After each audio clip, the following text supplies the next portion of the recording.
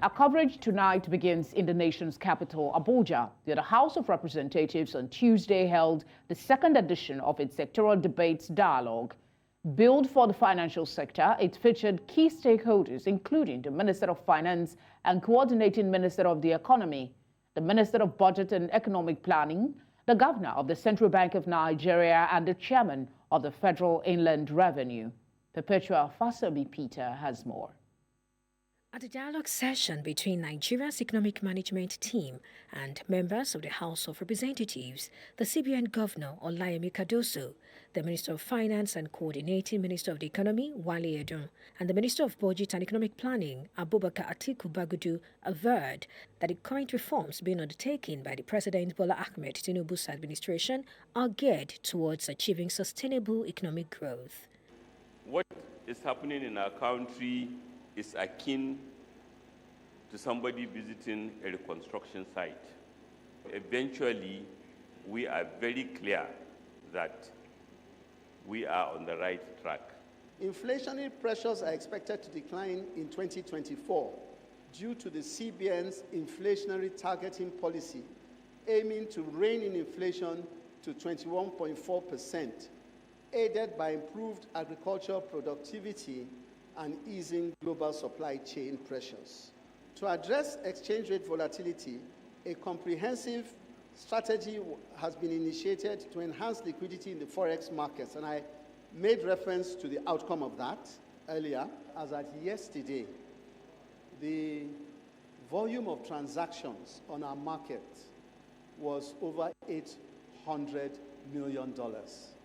This is the first time in many years that it has achieved this level. While admitting that the bold steps taken so far are resonating around the world, the Minister of Finance and Coordinating Minister of the Economy, Wale Edun, further stated that the administration takes cognizance of the current negative financial impact of the reforms on the citizenry.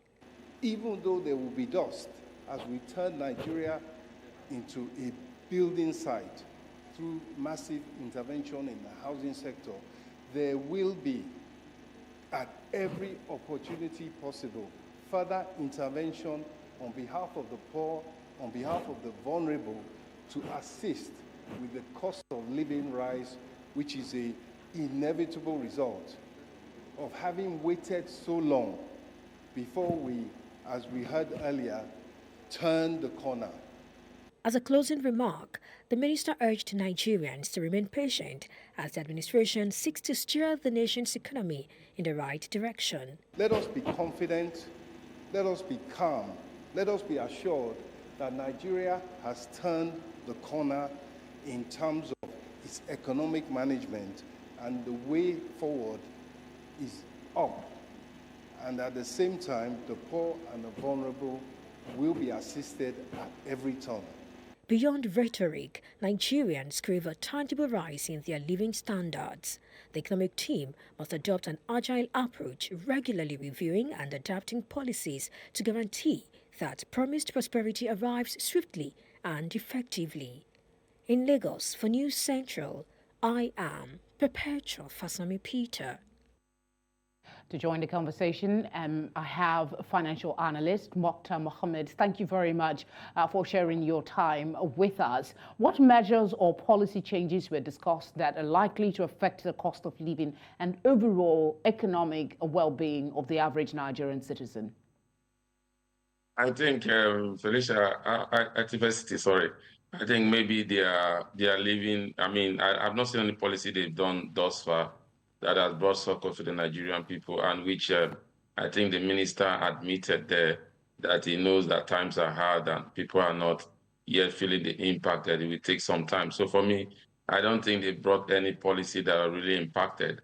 What the average Nigerian need at the moment is food, and that there's rising cost of living. They've not addressed that. You look at the statistic that was brought out by the central bank governor about FX, you realize that it's on education and health. And then when you look at education and health, who are those people that really benefited from education and health? Is the elite. They say that's what have eaten Nigerian FX by about $40 billion.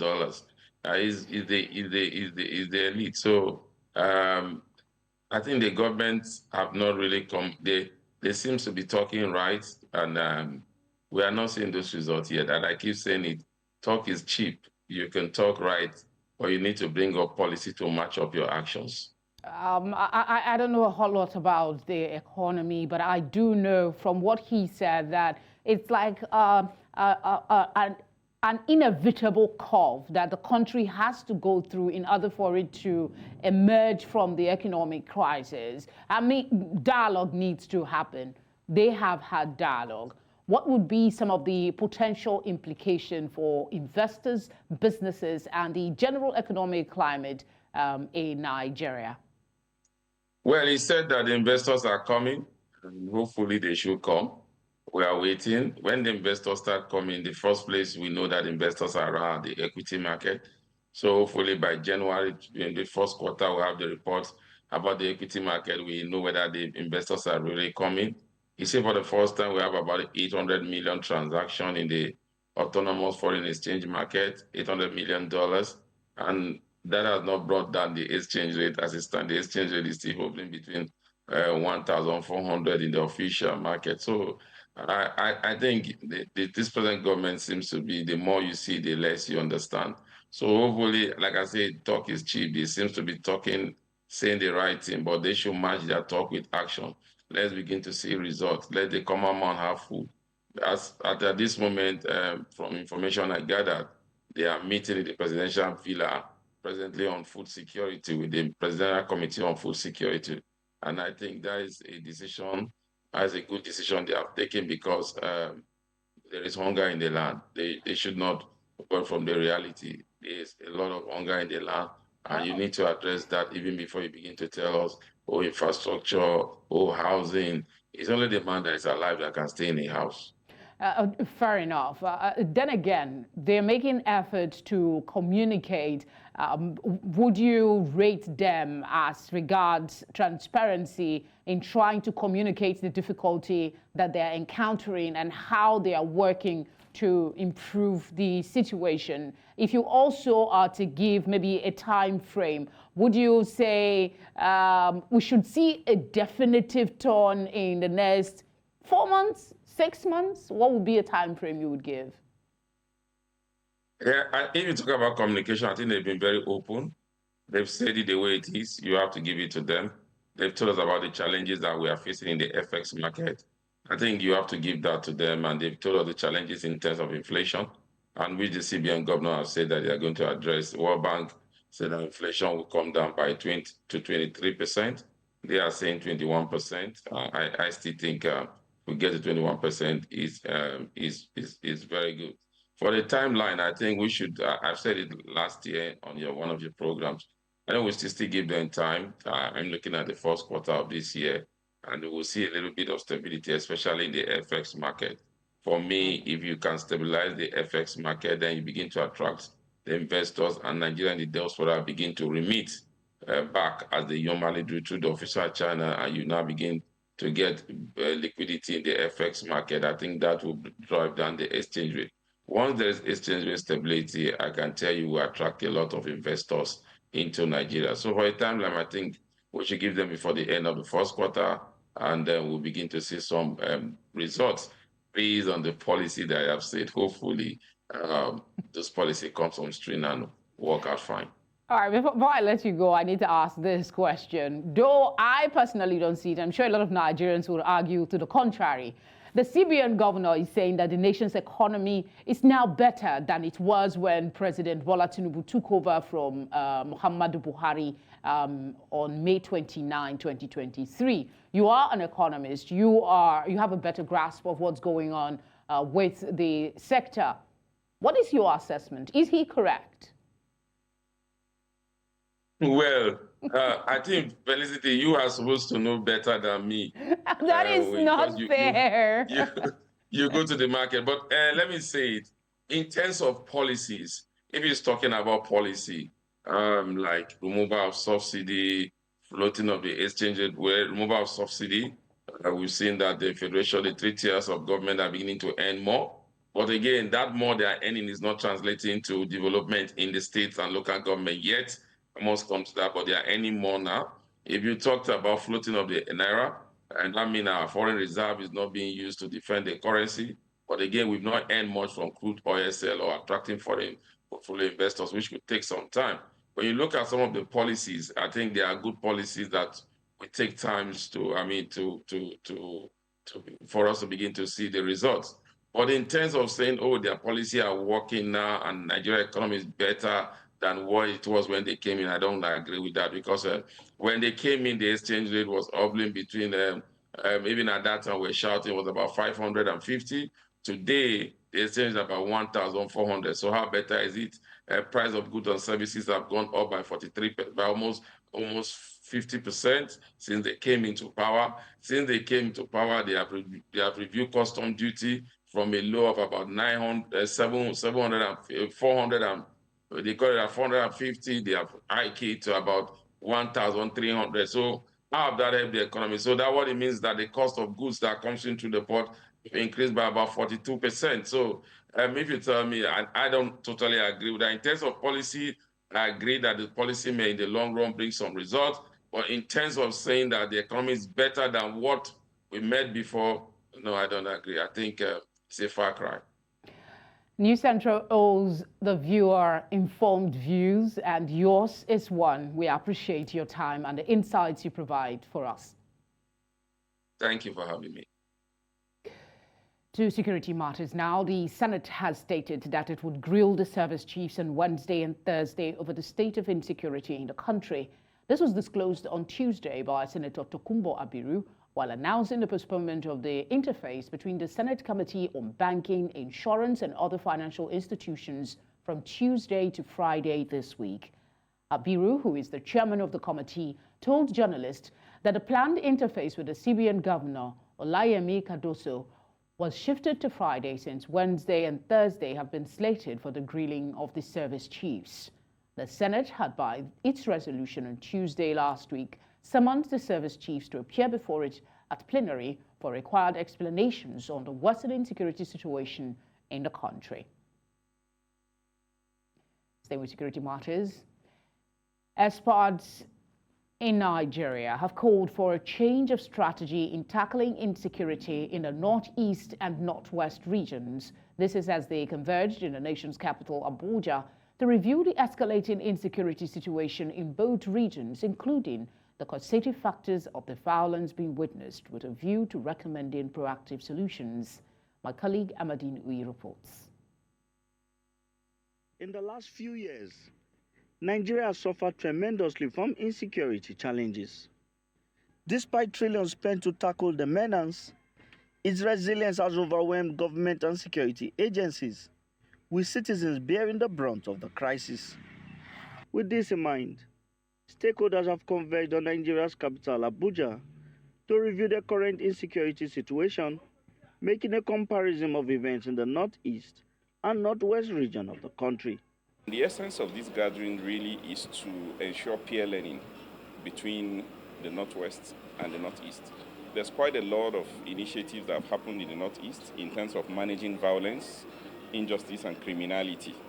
And so we want the northwest to learn from this. They say there's a need to review the situation in both regions, have a thorough grasp of events, in an effort to have a deep understanding of the reasons and causes of the crisis. If you look at the crisis, for example, there are several causative factors. So what are the kind of policy measures we need to put in place? So you are looking at issues around education, issues around employment, livelihood skills, psychological reorientation of people, providing better narrative, to the negative narrative, that led to some of these things. We'll be identifying key stakeholder institutions that we need to engage with. We'll be identifying the key issues affecting the northwest and the northeast. We want to understand the key alignments and the points of diversion or areas where what is different in the northwest is identified as it relates to the northeast.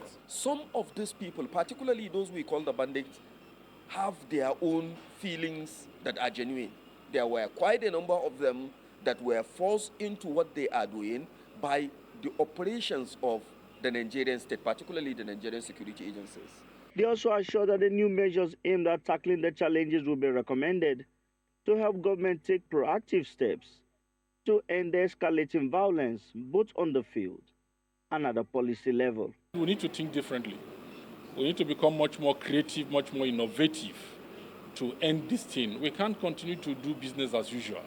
I mean, we need to come down from our high horses and engage, particularly with the communities that are the receiving end, of this crisis. We need to bring them, we need to amplify their voice.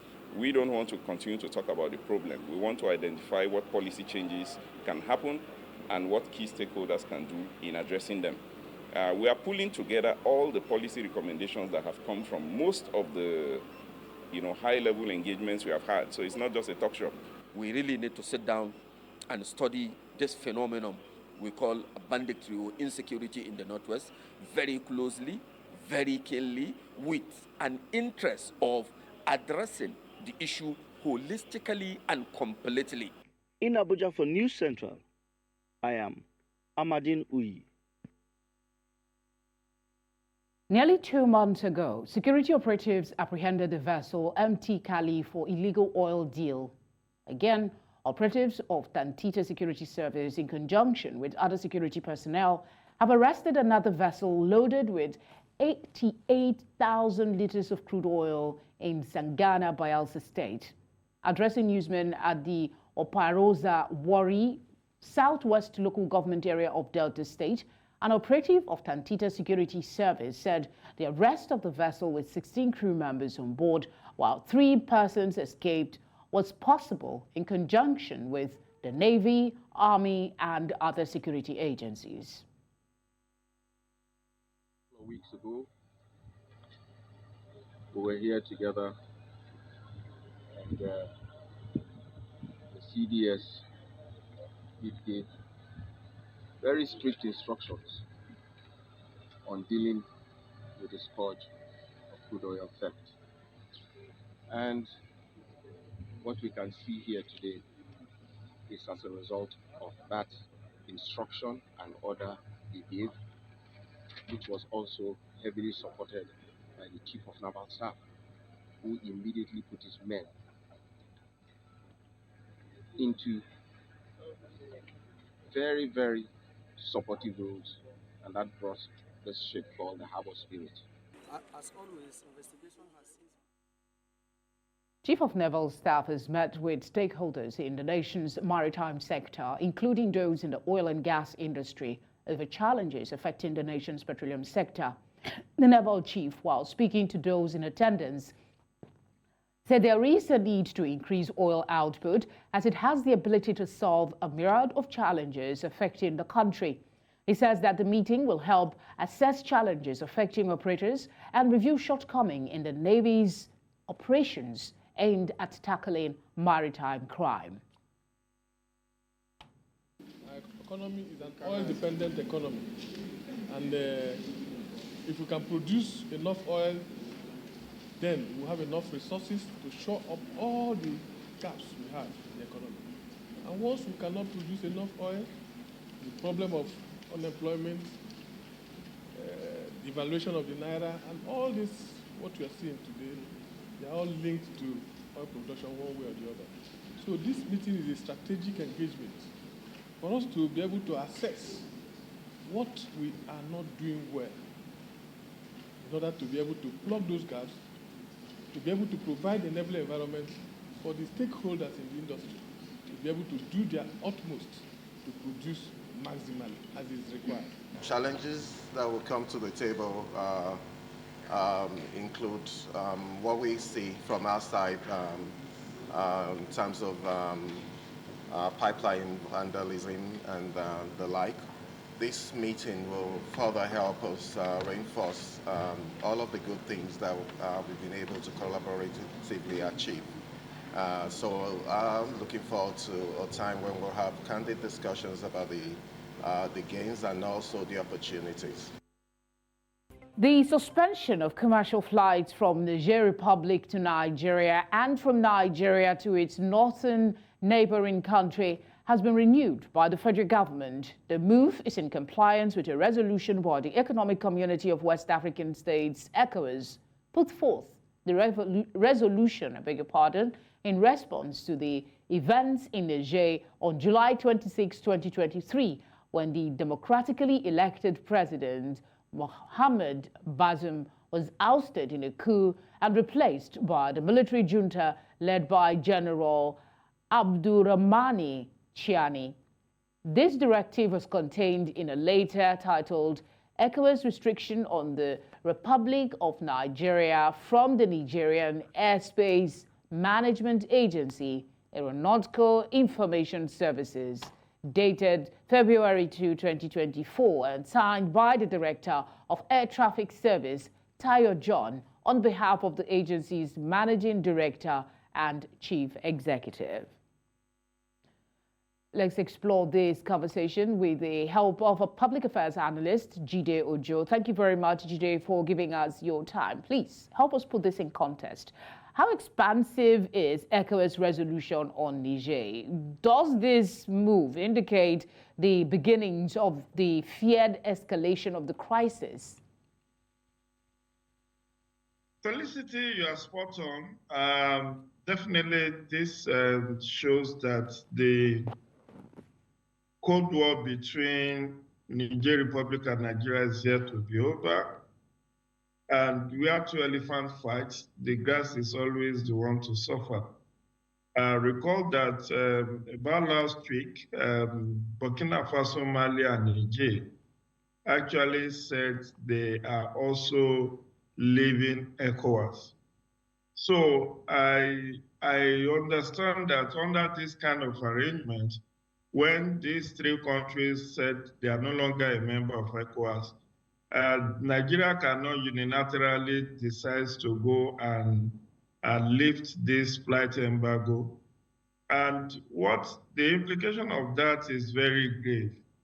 It then shows that Nigerians and those flights that ordinarily should go through Niamey or Bamako or Ouagadougou will have to find a detour, and that will take longer hours, because if these countries, Burkina Faso, Mali, and Niger Republic, go on retaliatory move and said that their airspace is also short to flights coming in through Europe or from Africa to Europe, it then means that those flights, commercial flights as they were, will have to find alternate routes. And that means passengers on these routes will pay a lot more than they would have paid if the airspace wasn't closed.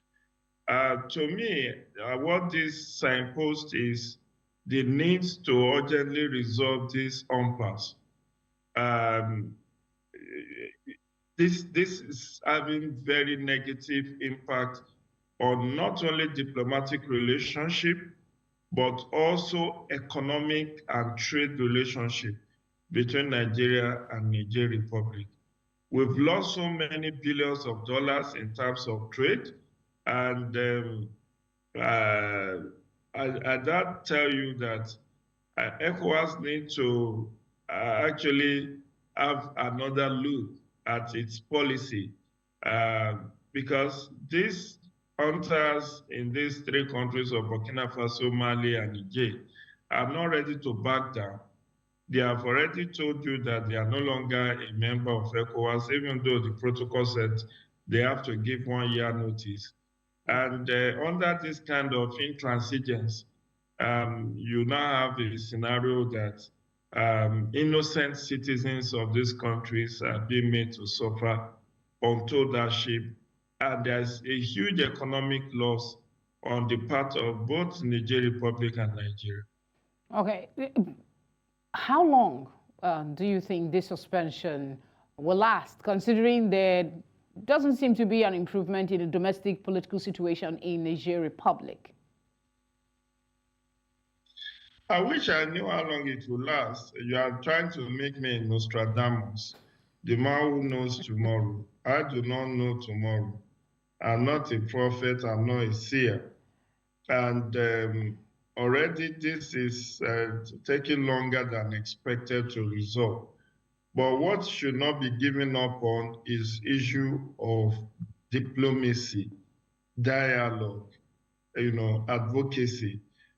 Because even as of last week, when these three countries of Burkina Faso, Niger, and Mali decides to leave ECOWAS, many expressed concern about the impact that this will have on insecurity in northern Nigeria and in the country of Nigeria as a whole.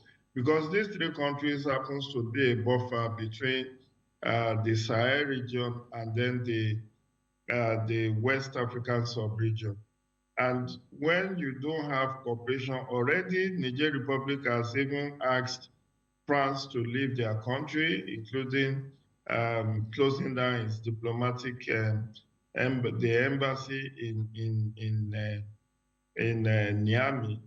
That means that, and that there are worries that Niger Republic seems to have found a new ally in Russia, just like Burkina Faso, just like Mali. Let me interject. Something you said about having a new relationship with Russia.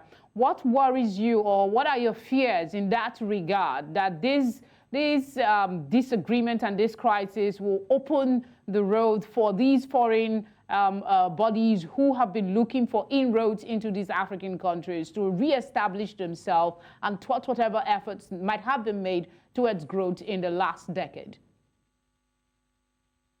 You know, Felicity, that Russia did not colonize any African country, the entire 54 African countries. But it will seem like with the frosty relationship between France and its former colonies, whom we call Francophone countries, Russia is waiting in the wings to cash in on that frosty relationship to establish rapport with these countries, and that is of concern to U.S. in particular, given the Cold War that still exists between the Western Bloc and the Eastern Bloc.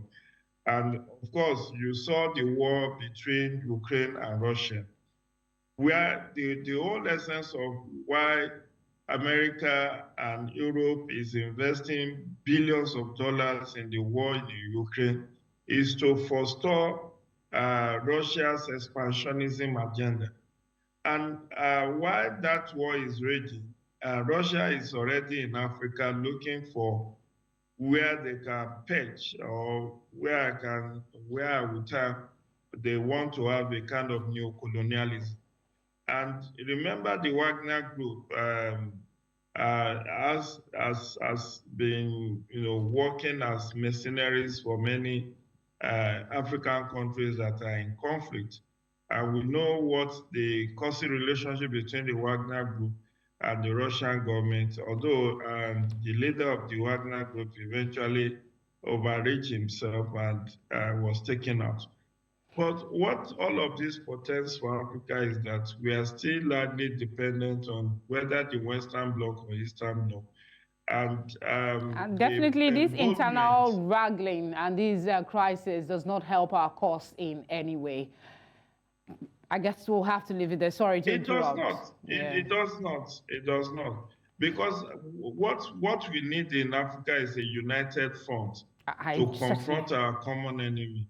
Unfortunately, that unity is taking longer to reach than I hope we get there sooner than later, before the crisis overwhelms us. Thank you very much for speaking with us. My pleasure, Felicity. Have a great week ahead. You too. The Rivers State High Court in Port Harcourt has extended the temporary injunction preventing the police and other security agencies from apprehending Edison Ehie, Chief of Staff to the Rivers State government, until the resolution of the main case.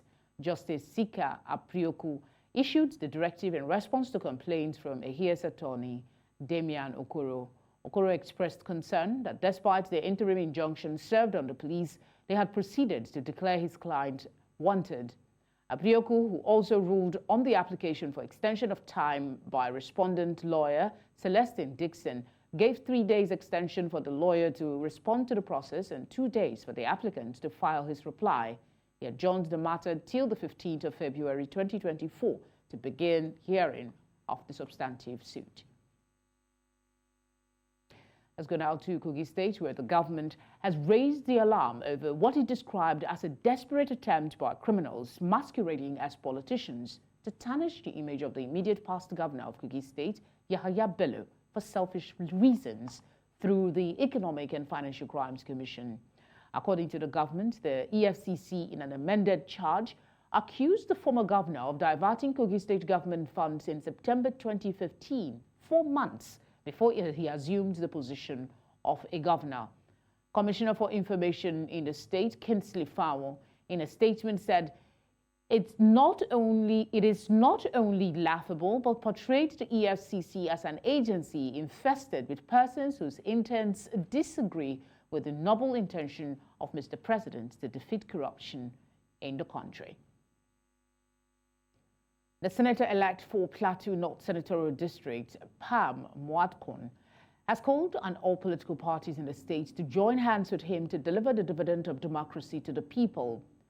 Moatcon was speaking at the government house when he was formally presented to the state governor, Caleb Mufwang. News Center's Chizoba Anyomwe tells us more.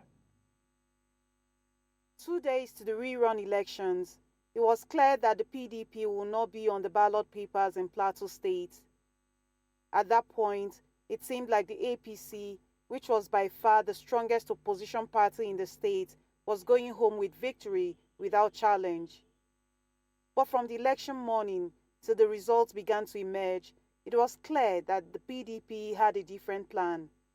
Mr. Watcon, as candidate of the ADP, was virtually unknown.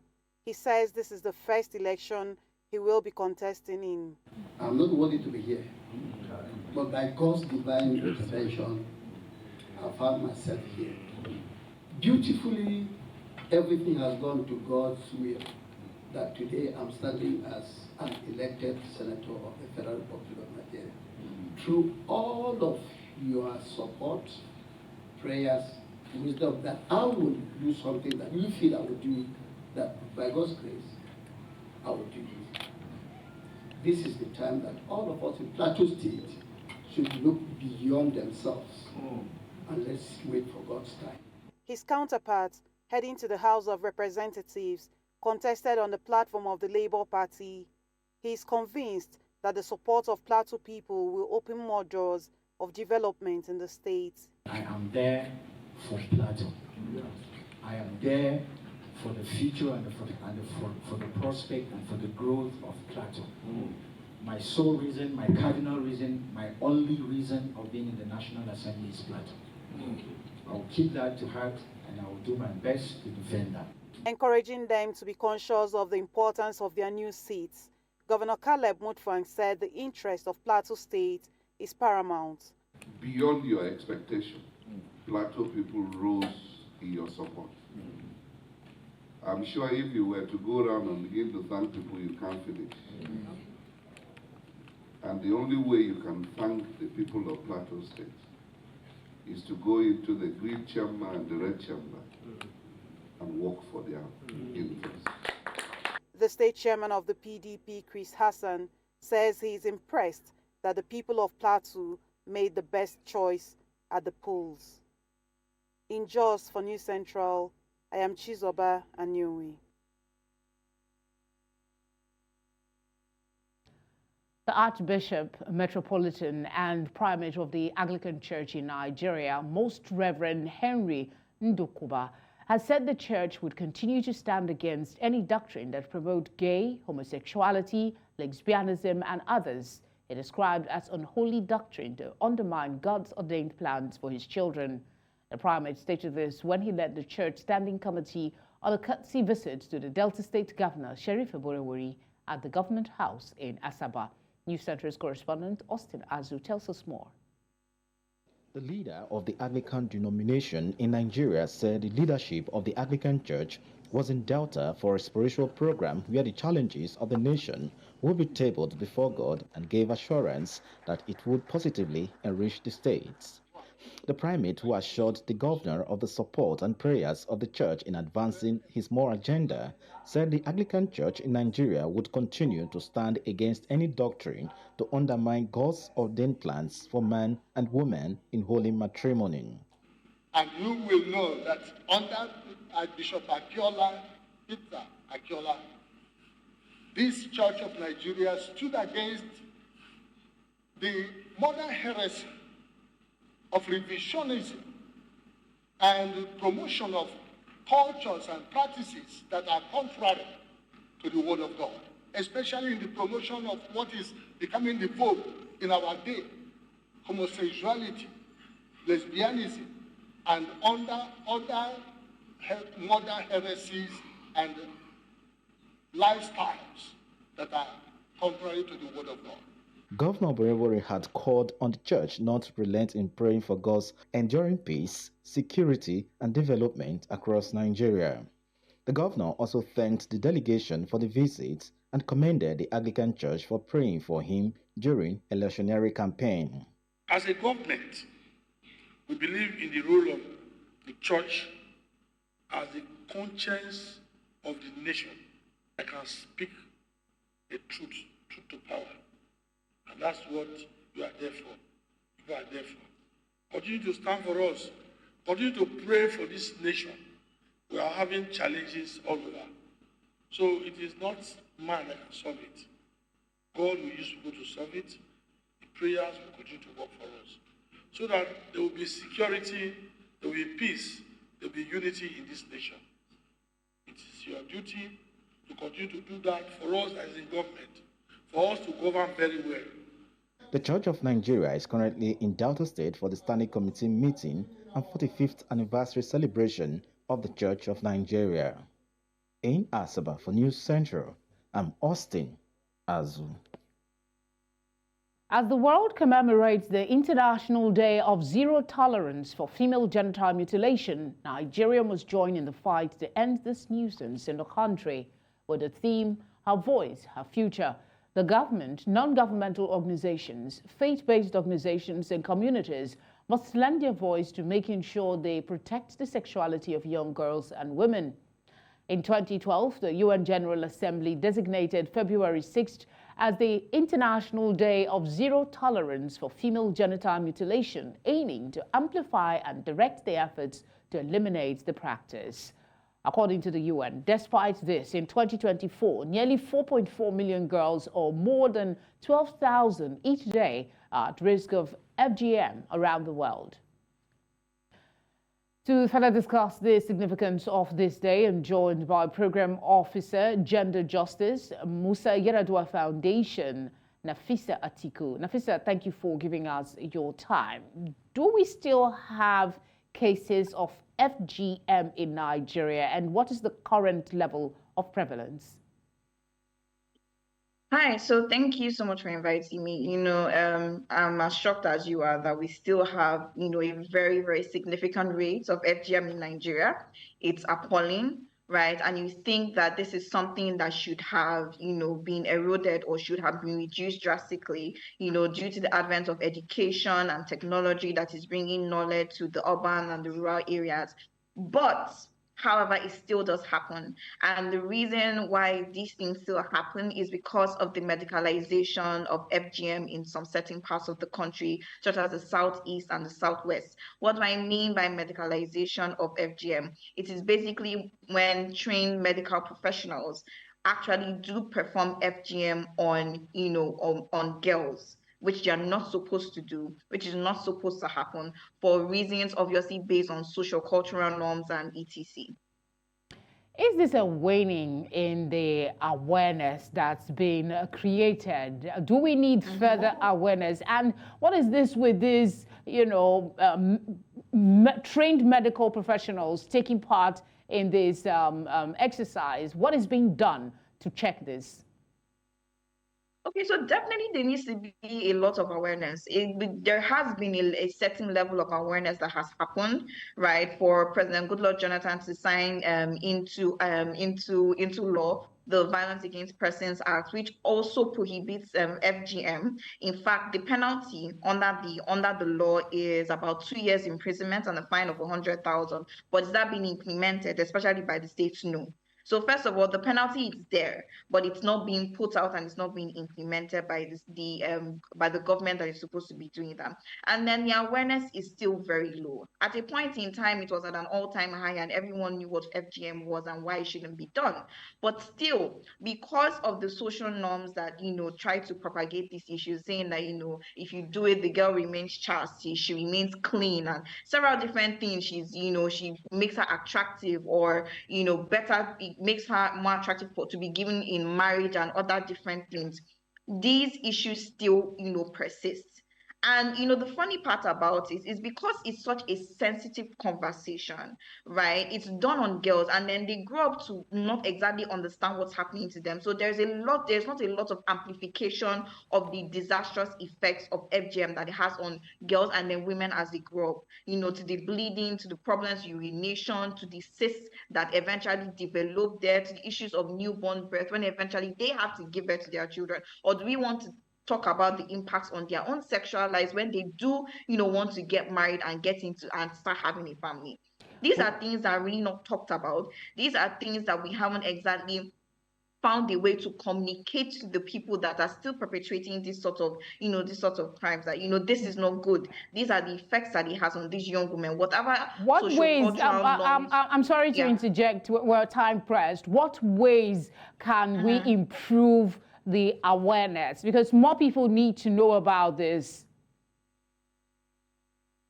Yes. So I think two key things for me in terms of, awareness. We need to talk more to the people who are, insisting on FGM.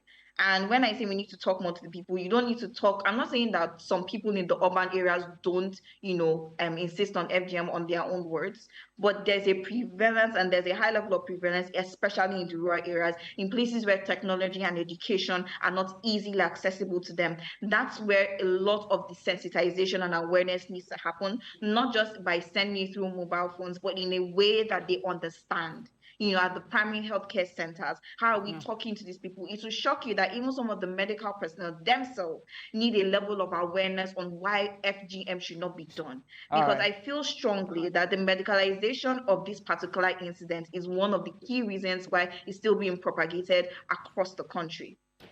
Nafisa, thank you very much for speaking with us. We do hope we can have more time for such conversations. Thank you.